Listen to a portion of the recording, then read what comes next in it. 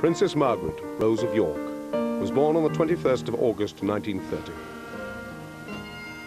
A birth heralded by a 41-gun salute and the peal of church bells throughout the land. 71 years later, in the bleak setting of a council crematorium, flames consumed her illness-racked body. A sad, ignominious end for a princess full of so much promise. She chose to be the woman she was. She chose the many affairs in her life. She chose to betray Lord Snowdon. She chose to be an adulteress. She was a kind of royal vagabond. You didn't step over the line with Princess Margaret because you just wouldn't dare go near the line, let alone step over it. She was very royal and very grand, and people often complain about her being grand. She was a terrible flirt. She was an unbelievable flirt. Knowing Mick Jagger, I think he would have been very pleased to have had a royal notch on his bedpost. Princess Margaret reputedly had her first sexual relationship with a woman. Margaret was a self-obsessed snob. She became a heavy drinking, heavy smoking, dictatorial, bitter old lady. Tonight, 12 months after her death, a timely reappraisal of the extraordinary life of Margaret, the secret princess.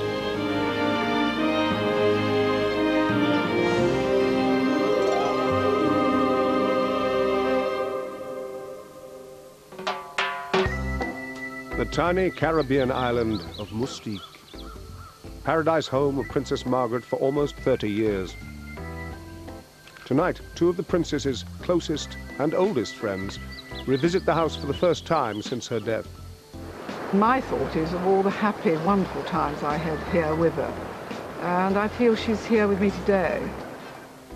Yet you'll find no plaque or statue here to honor the island's most famous former resident. This is, after all, a highly discreet, exclusive place where billionaires, film stars and rock idols can holiday in secluded peace. But the locals, who call their royal visitor Miss Princess, remember her with great affection. It was quite a shock to the people on the island here to know Princess Margaret passed. I feel like crying right now. It's sad, eh? What a nice lady. Every time she comes here, it was special. She was special. It was Colin Tennant, Lord Glenconner, who introduced Princess Margaret to Mystique more than 40 years ago. He was a former boyfriend and confidant, anxious to give her a unique wedding gift. Everybody was giving cocktail shakers from Aspreys. Cocktails were very popular. And I said, would you like to have a cocktail shaker or a piece of land on an island I've just bought in the Caribbean? And so she naturally had plenty of cocktail shakers and not many islands. She naturally opted for the second. Lord Glenconner had bought the island in 1958 for £45,000. The wedding present home, Les Jolies Eaux, was built and located with security in mind, perched on a remote and inaccessible point on the island. I don't think she was ever more happy in her life, do you? No, I think when she first arrived here, saw the house and started unpacking at the sink, yes, she was as happy as anything I've ever seen. Absolutely. I remember with all the crates, and she put on a pair of yellow marigold gloves, and we all had to help. And she put all the china in the bath, and we had to wash it up. And she just loved it. I mean, at the many, many happy hours, I've lain here by the pool with her, and she just said, look, Anne, look at my view. There's just nothing more beautiful. And the only thing in the world that I own. Yes, it was the only thing that she owned. The Mustique home became a safe haven during the stormiest period of the princess's later life. Yet it was a life that began in the most blissful, privileged and idyllic fashion. A devoted, loving family, the flamboyant Margaret was the apple of her father's eye.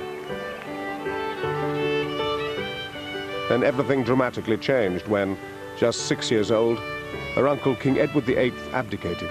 Did declare his irrevocable determination to renounce the throne.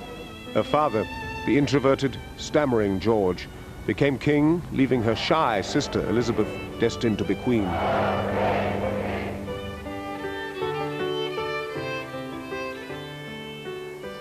Margaret was isolated with no real role. She even called herself second-hand Rose.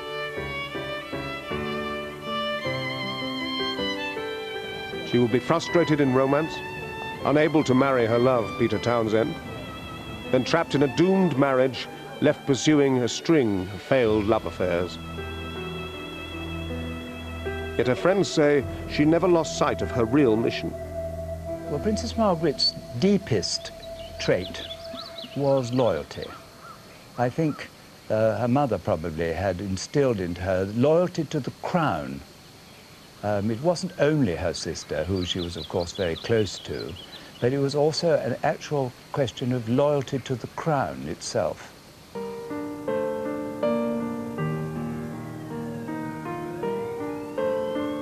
But 4,000 miles away in London, a very different account of Princess Margaret's life is being prepared in a room above a Soho restaurant. Journalist and royal reporter Noel Botham has spent over 40 years prying and probing into the troubled life and times of Princess Margaret. His collection of letters, interviews, photographs and tapes document every twist and turn of her incredible life. His conclusion? She was a woman who always lived life her way. She was the perfect hedonist. She lived to enjoy, and to enjoy with excess. Botham says nothing sums up this hedonism better than a glimpse at a typical day in the life of Princess Margaret in her latter years. Breakfast, Mum. She got up quite late in the morning, normally between about 10 and 11 o'clock. She would be woken with orange juice and with a tray. Breakfast was always the same throughout her life. She would only eat fruit. But if she felt somewhat jaded in the morning, her servant, who produced the orange juice, would be given the nod and pour a certain amount of vodka into it as a recovery drink for the princess. She really believed in the hair of the dog, and it seemed always to work for her. She would read the morning newspapers, scatter them all over her bedspread, and she would smoke in bed. She started smoking from the moment she opened her eyes, virtually. Her bath would have been run for her, her clothes would then be laid out for her, and she would dress normally the first of 3 changes in a day. The incessant smoking was just one of the peculiarities of Princess Margaret that her chauffeur for 26 years, David Griffin, had to get used to. She was very demanding that everything was done properly, and we followed the lines of protocol. We used to drive around in silence most of the time. Unlike other members of the royal family, we didn't go in for idle chit-chat. From Kensington Palace to Sandringham, a journey of 2.5 hours, there wasn't one word spoken in that whole time. Before lunch, the princess would always visit her hairdresser in Knightsbridge. The princess used to come here every day of the week, and on occasion, twice a day. She would always have a very stiff gin and tonic before lunch, usually about 12:30, 1:45. That would be the first drink of the day, but by no means the last. It started a whole torrent of alcohol. She would have, perhaps, a glass of wine with lunch, perhaps a weak whiskey and Malvern water. The royal toast would be given after the first course, because Margaret insisted on smoking during most of her meals. And of course she obeyed the tradition that you don't smoke before the royal toast, but she made damn sure it happened early in the meal. Some days Princess Margaret, what we call, had her Queen Victoria look on and could be very royal, more royal than the Queen. She wasn't aware even of servants when they were performing their duties. Her footman could be in the room, and to Margaret there was nobody there. You wouldn't actually get a good morning, you would sort of get a look or a nod, and that'd be it. And She sometimes used to correct me with my English. I'd say scones and she'd say scones. In the early evening, David Griffin would be back on duty at Kensington Palace for an often exhausting and relentless round of dinner engagements. One summer, Princess was out every night of the week for a period of 7 weeks. It just went on and on and on, and we just couldn't keep up with her in the end. She would then go back to her home after theatre or dinner and perhaps sit drinking, listening to records or sitting at the piano until about 2 in the morning. Her intake for most of her life was at least a bottle and mainly whiskey. This was a terribly insecure woman who felt worthless, who felt desperate to be admired, and did not feel admired. Clinical psychologist Oliver James, who's analysed Princess Margaret's life, believes alcohol and tobacco were effectively drugs of solace for a tortured princess who showed all the classical symptoms of a serious personality disorder. To a normal shrink, Princess Margaret's diagnosis, if she came into this room now and sat down and I talked to her for a bit, would be that she was a narcissistic personality disorder, that she had a me, I have to be the centre of attention personality, a sort of toad of Toad Hall. Think Paulie Yates, think practically any TV presenter you can think of. Somebody who's got to be the centre of attention, who tends to be willful, incredibly erratic in their moods, and often extremely difficult to be close to. And the roots of this condition? Oliver James traces it back to deep inferiority, instilled from childhood. Princess Margaret always referred to herself as second-hand Rose, her name being, of course, Margaret Rose. And she always felt that she was the second-hand, second-best person in the family. There was Elizabeth, after the abdication of her uncle, destined to become queen one day, and herself. There was the heir and the spare. She always referred to it. She felt very inferior to everyone deep down, but she compensated for that by saying, well, actually, I may feel inferior, but I am the princess, and you jolly well better refer to me as, you know, Your Royal Highness. Princess Margaret was very royal. People, I think, sometimes forget that. I mean, she was the daughter of the King Emperor. She'd been brought up with the Queen. They were the only, you know, in the war and just after the war. I mean, she was very royal and very grand, and people often complain about her being grand. I always expected her to be grand. I didn't expect her to be anything else, you know. Coming up, how the Grand Princess turned Mustique into her private playground. And did the young Princess Margaret have a lesbian affair?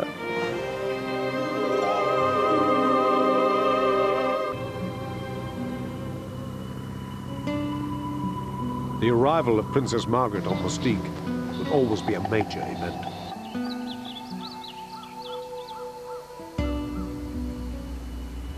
Her appearance would transform this normally sleepy, tranquil island into a huge stage set. A beautiful location for outrageous and lavish parties. Margaret got up to all kinds of shenanigans on Mustique, because anything went there, and whatever happened didn't happen as far as London society was concerned. The man in charge of royal entertainment was Princess Margaret's lifelong friend and owner of Mustique, Colin Tennant, Lord Glenconner, now back on Macaroni Beach. This beach recalls all the parties we had here. There were never less than a dozen, sometimes 20 or more people for lunch here. I would always pack it out, you know, with a lot of people. And very often that would turn into a party. There were incidents with people running around naked. Margaret photographed quite a few of them. There was Colin Tennant and Roddy Llewellyn. Does Lord Glenconner recall those pictures? I'm not going to answer that kind of question. Someone happy to recall those shameless shenanigans is former model and socialite, the Honourable Victoria Hodge.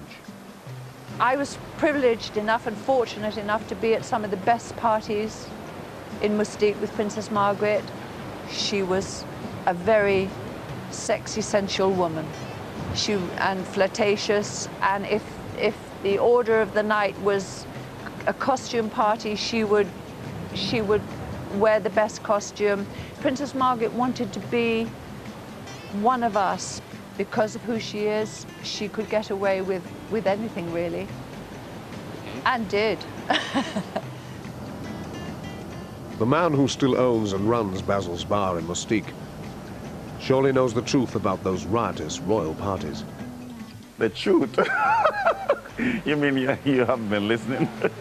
She was longing to have fun. She was longing to be part of the party. Those parties, they weren't just rumors, they were big parties. And of course, Colin went overboard sometime with the dress code of some of the, you know, some of the local guys. We had like people from Trinidad, limbo dancers came up, and they all went to Macaroni, had live steel band music. We had what a part of, we call it naked dance, special dance, and so forth like that around at Macaroni. The limbo dance, very colorful, was a great party. Any private parties that she wanted, naked limbo dancers, romancing somebody she was in love with, walking into the sunset with somebody she fancied, she could have in Mustique. If there was somebody she saw at a party who she liked or fancied, I think the first person they had to go through was her private detective. The next person would be an interview with her lady-in-waiting, and then man would step in.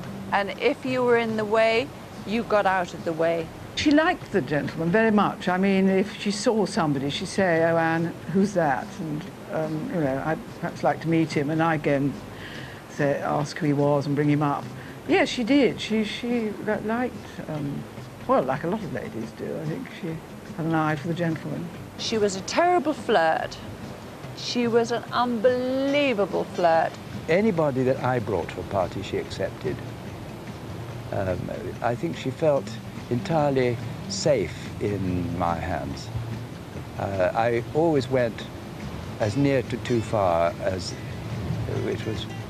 but never over the edge. But an encounter with Cray twins gangster and film star John Bindon, lover of Victoria Hodge, did, by all accounts, go well over the edge. Margaret watched with laughter as Johnny Bindon balanced several glasses, beer glasses, on his erect penis, and thought that was a great party act. They all came back and everybody was giggling. The lady-in-waiting said she'd seen bigger, and Princess Margaret's eyes were watering, and she was licking her lips. And John and Mam struck up a very cordial relationship. I think she was impressed. I think she thought it would be a healthy sexual conquest for her. And if I had to bow out, I would bow out. What could you do? Princess Margaret had a wonderful mind. She was very sensuous looking, Princess Margaret. Very, very sensuous. Princess Margaret blossomed as a beauty very early in her life. She was only about 13 or 14 when she started to develop physically and mentally to become the fascinating, seductive creature she eventually became at the age of 19. In those days, she was probably the most beautiful woman in the world. She knew her sexuality, and she deliberately set out to ensnare men from that age. She liked playing the game. It was only when she became involved with men in the Margaret set and went to weekend parties from the age of about 17 that they started to worry about whether she would get entangled with the man sexually and whether there could be a disastrous pregnancy. Sharman Douglas, the daughter of the American ambassador, a jet-setting party girl, became a close friend of the princess. I did meet with Sharman Douglas, and we discussed this period in her life and Margaret's life, and she confirmed that they had enjoyed a sexual relationship for about 2 years. The aides around the royal family believed that it was safer for Princess Margaret to indulge in a relationship with another woman than to be with a man. On one level, this seems astonishing and very racy, even by today's standards.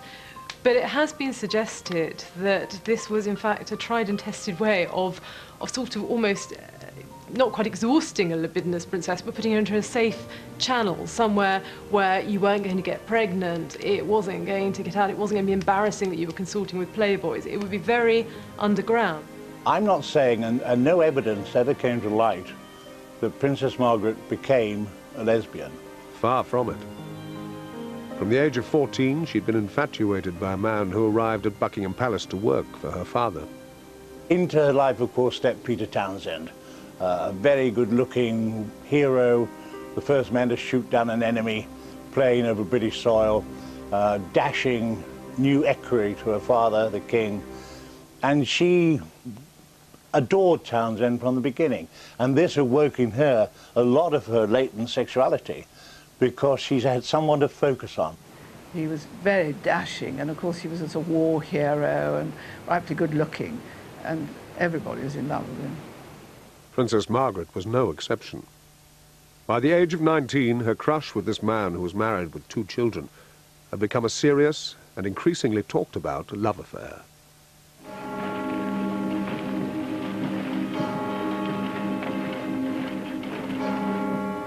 On February the 6th, 1952, Princess Margaret's beloved father, the King, died. And later that year, her sister Elizabeth became Queen.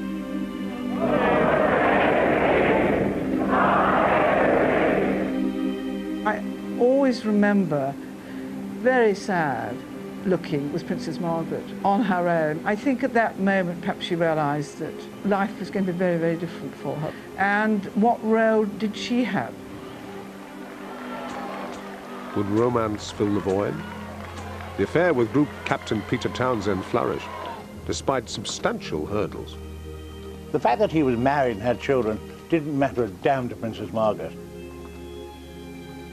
Peter Townsend had 2 sons, Giles and Hugo. Until now, they've remained silent about the upheaval in their young lives. I have found it very difficult, and I've never spoken about it before. The first time I heard about any connection of my father with Princess Margaret was when I was at prep school. I remember it extremely well, and it was the end of a beautiful summer's day, and we were walking across the playing fields, and a boy who'd been out for the day with his parents came rushing up to the small group of boys and the master and said words to the effect, "Peter Townsend's going to marry Princess Margaret." Distressing news for any child to overhear. Then his parents divorced, with his mother taking the blame for her affair with another man. When it went to court for a divorce, it was Townsend who was given custody of the 2 boys, not Mrs. Townsend. Somebody had to take the blame, and it clearly wasn't going to be my father. The courts wanted to kiss the backsides of the royal family. By awarding custody to Townsend, they made Mrs. Townsend the villainess and the guilty party, so that Townsend would look eligible for Princess Margaret. I shut it out of my mind 50 years ago. And just, you know, I was able to do that, and I've done it ever since, really, just shut the thing away from my mind. With the divorce complete, the country pondered whether Princess Margaret would put love before duty and choose her war hero.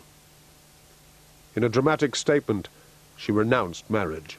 I think Princess Margaret felt throughout her life that it was her duty to give her best and her loyalty to her sister because she was the monarch. It's amazing how many people still believe that Peter Townsend was the great love of Princess Margaret's life. And that is nonsense.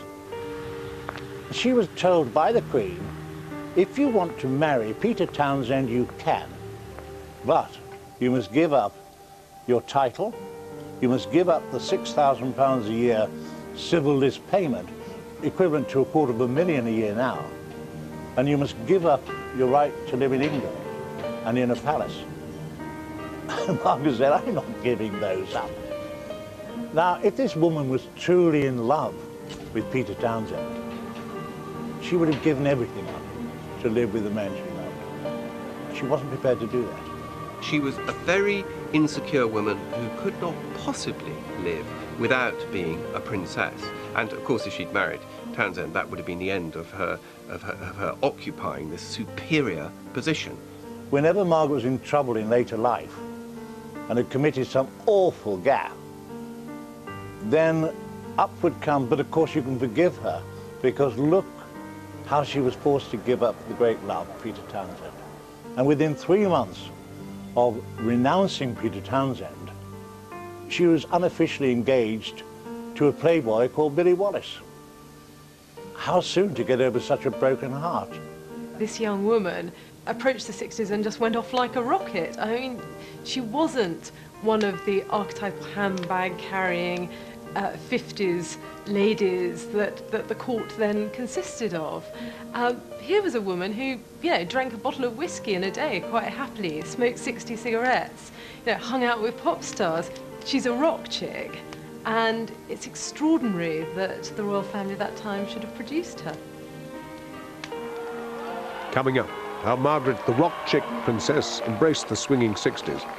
Her doomed marriage, her many affairs, and the spy time bomb that still threatens the royal family today.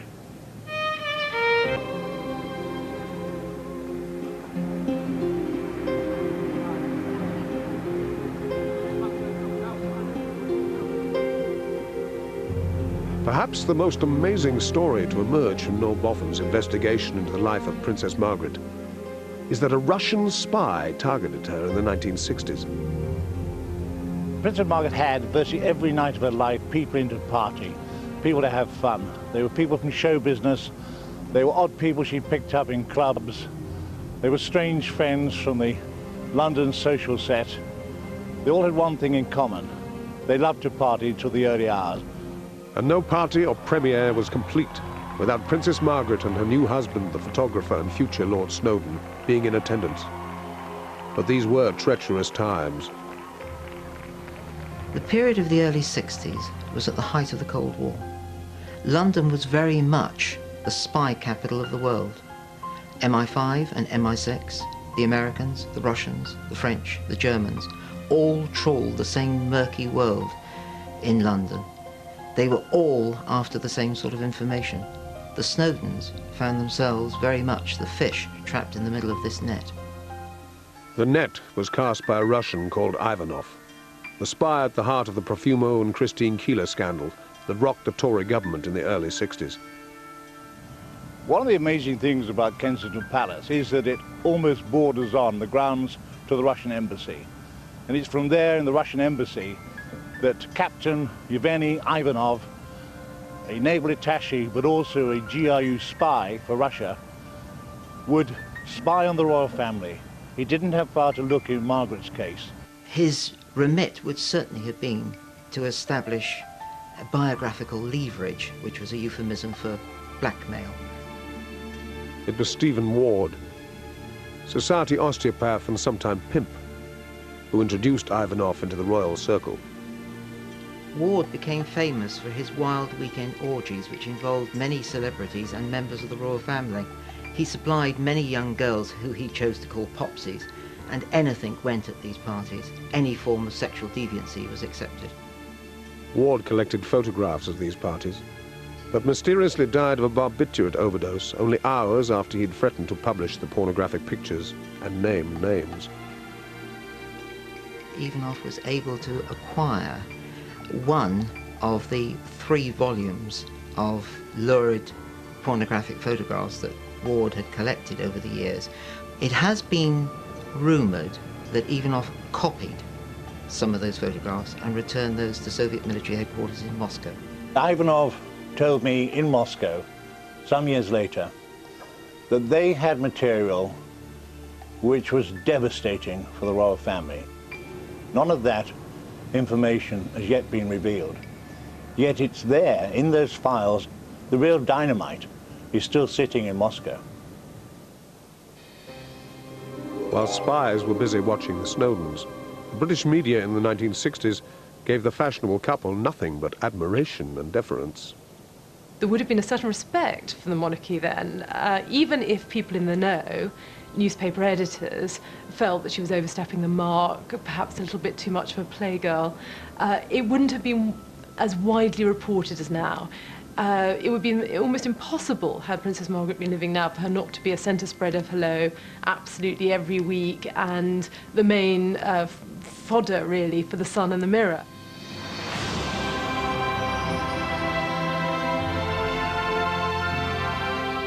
But in those days, the public was presented with the image of the perfect couple within the perfect marriage.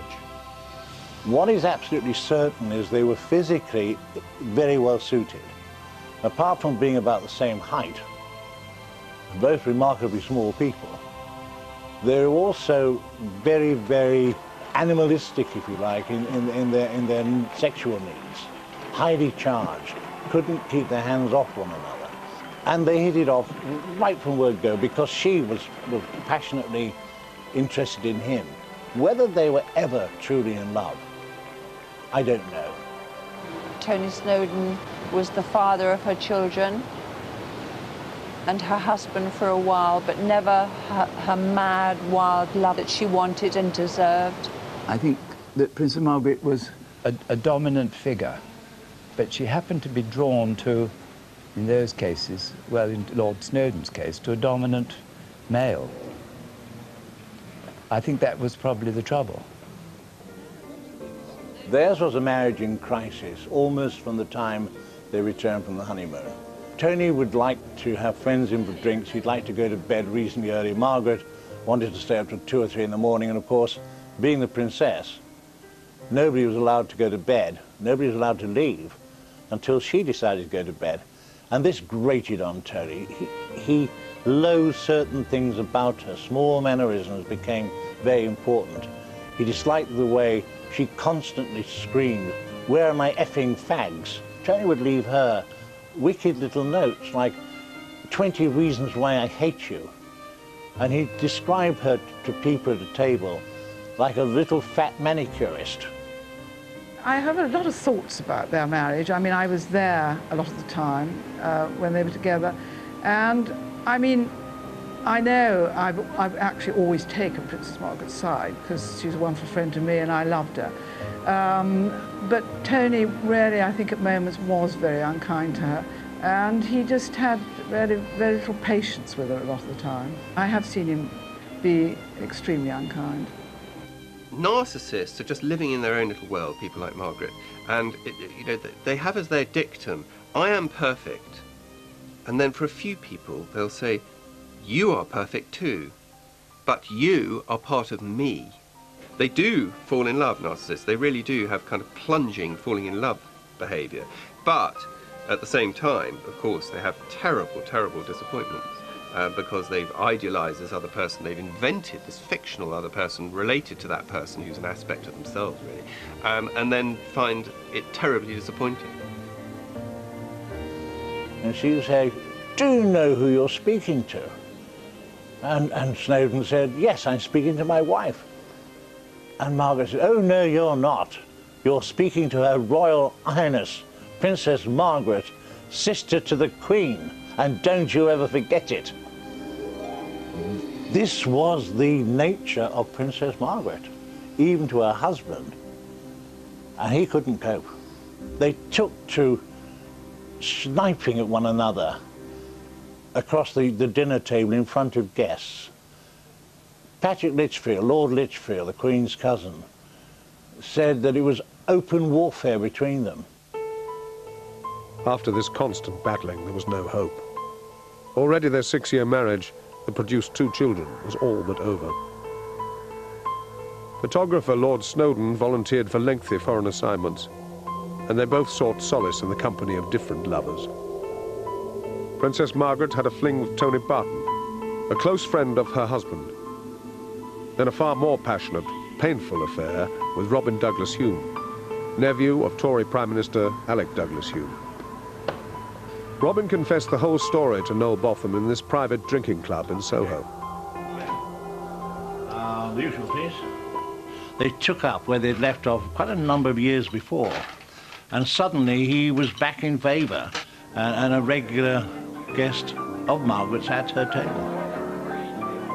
Douglas Hume, performing here, was an old flame of the Princess, a hard-drinking, womanizing, barroom jazz pianist. They actually made love for the first time in Kensington Palace.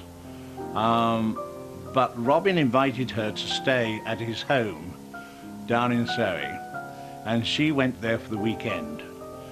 And this produced the first of her very intimate love letters, which she wrote him on a headed paper which had an M and Kensington Palace on the top. Darling Robin.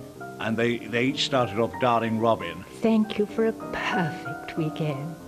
Because she was thanking him for that first weekend that they of spent together in his home, for the care. which is where they made love properly Thank you for, for the first time. Thank you for everything nice, which everything was. With best love, M. But it will be a short-lived affair. Princess Margaret had always loved the world of show business and fell under the spell of comic genius Peter Sellers, abandoning a distraught Douglas Hume to his fate. He spilled his heart out to me because he was broken-hearted. She had dumped him for Peter Sellers. She'd moved on, as Margaret did. She moved on very quickly from man to man. A year later, while suffering depression, Robin Douglas Hume committed suicide. By the way, I don't think much of the room service here. And I hope the goddamn rope breaks. Good luck, mate. My father was, for a period of time, considered the court jester. Basically, he was invited to dinner at Kensington Palace one night by Princess Margaret, and just the two of them. And when dinner was finished and everything was served, they were sitting around the table, and all the servants retired and the doors were shut, and one thing led to another, and this was the night they consummated their relationship. And he said he remembers thinking, my God, I'm going to end up in the Tower for this. He at one point, I think to Brian Forbes, spoke about marrying Princess Margaret, and one of the things he said was she's got the same size breasts as Sophia Loren, which seemed to matter to him. Princess Margaret asked my father to introduce her to Warren Beatty. By the time they get to the gates of Kensington Palace, Warren's going, well, what are we doing here, Pete? You know, geez, what's going on? And he said, we're having dinner with Princess Margaret. So the upshot being that my father left Princess Margaret alone in Kensington Palace with Warren Beatty, one of the most well-known, is it Lotharios, I think, of the era. So I guess they had fun. Princess Margaret was clearly a very voracious woman. She had big appetites, you could say already fixated. There's the fags, there's the whiskey and the booze, and there's the sex. They all go together, and frankly, why have one when you can have all three? And there was also drugs and rock and roll. Princess Margaret was a Rolling Stones fan and personal friend of Mick Jagger. Mick is driven by his libido, I think that's quite obvious. Princess Margaret, certainly during the mid-60s, was a stunningly beautiful woman. There were always rumours, stories that something went on between them, we know. Knowing Mick Jagger, I think he would have been very pleased to have had a royal notch on his bedpost.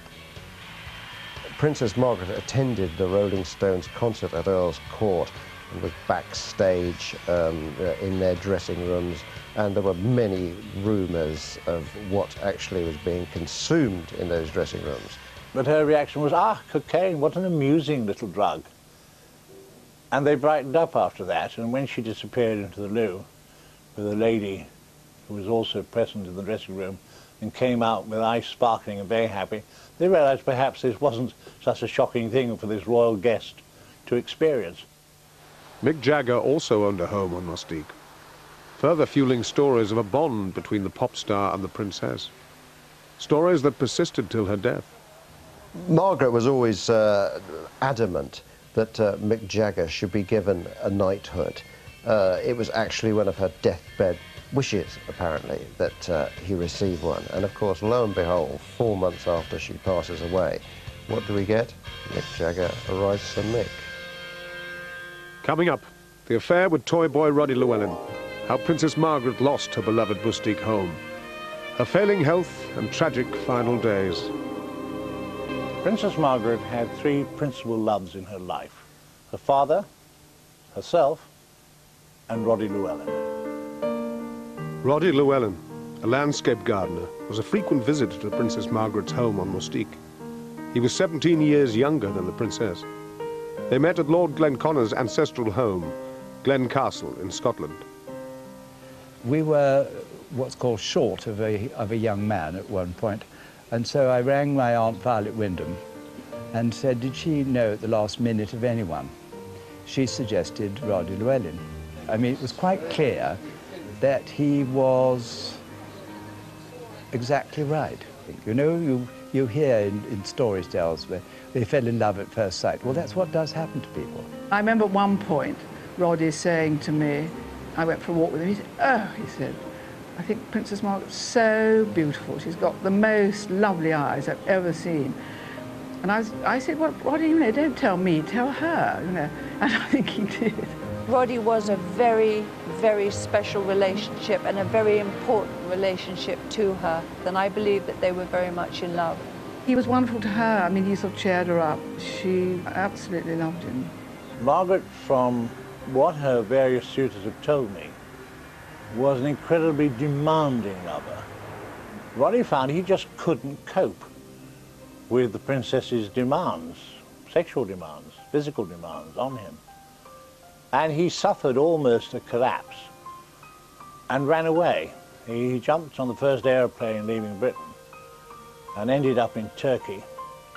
Princess Margaret, believing that this man with whom she had fallen passionately in love had left her for good, suffered a nervous collapse herself and took an overdose of pills and tried to commit suicide, ending up in hospital. While Princess Margaret recovered, she insisted on a cooling-off period. But soon the couple were back together on Mustique. Then Roddy Llewellyn dropped a bombshell. To be told by Roddy, halfway through a holiday at her home in Mustique, that he had found another woman and intended to marry her, came as an utter shock to Princess Margaret. She had no idea that Roddy had anybody else in his life, certainly no other woman in his life, and it stunned her.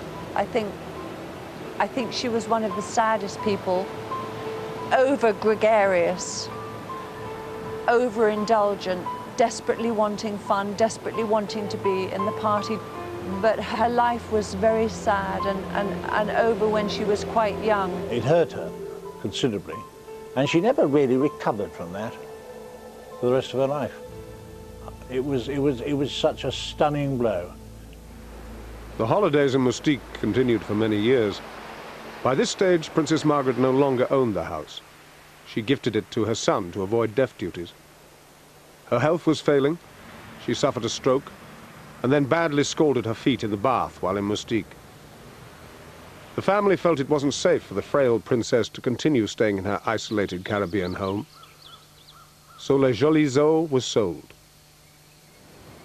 She wasn't very happy, but I think, you know, she did miss it. She didn't spend her last days there, as I think we had all hoped. Princess Margaret's home was sold in a sorry state, in need of £1 million refurbishment. This is the first time Lord and Lady Glenconner have seen the house since it was redeveloped. But I think at first glance you're rather delighted. No, delighted. I mean, it's got Yeah. very much the feel that she had, she wanted. Very clever. I think she would have been really, really pleased. Yeah, they're all the same. I mean, I feel she's here now. I mean, I just feel she is. Do you? So, very Yeah. much so. Yeah. Princess Margaret did come back to the island for one final holiday. For the first time, you know, somebody for nearly 30 years, and then one day you look at her, and she aged a little bit. I think that was the dramatic thing. From the beginning of the 80s on, for 20 years, Margaret was in steady decline. There was never to be another great love in her life. There were the odd escorts, walkers, friends, many of them homosexual, but she was in steady decline. It's almost as if in dropping her, Roddy had taken away that major spark in her life. It never returned. She drank more, she smoked more, she ignored all the signs, ignored all the health warnings, didn't seem to care anymore, didn't seem to care whether she lived or she died, whether she was fit or not, whether her weight was up or down, didn't seem to matter. And the whole nation, I think, was shocked when they saw her at her mother's birthday celebrations, looking older than her mother, looking senile, shaking, almost palsied, not aware of what was going on around her, had to be told what was happening by a footman standing behind the wheelchair. It was a shocking picture of this once most beautiful woman.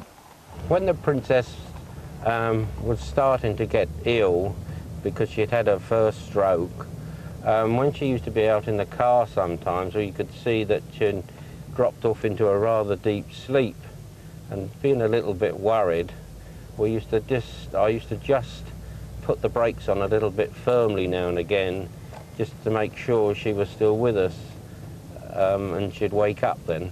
Princess Margaret eventually gave up her lifelong habit of smoking, but it was all too late. She was in terminal decline. To the end of her life, the one great love that Margaret never forgot, the love of a man given totally unselfishly, given absolutely to her, demanding nothing in return, was that of her father, King George VI. And Margaret loved him back fiercely in return. And she never forgot that love, right through to her dying days. And her dearest wish was that she should be buried next to that beloved father, and was quite shocked to be told there wasn't room for her. There was no room for a coffin next to his in Windsor Royal Chapel. And that's what decided Princess Margaret to have herself cremated after her death, because she discovered that there was room next to King George VI's burial place for a small casket of ashes. And that's, of course, where she was eventually buried. Her ashes were placed next to her father's.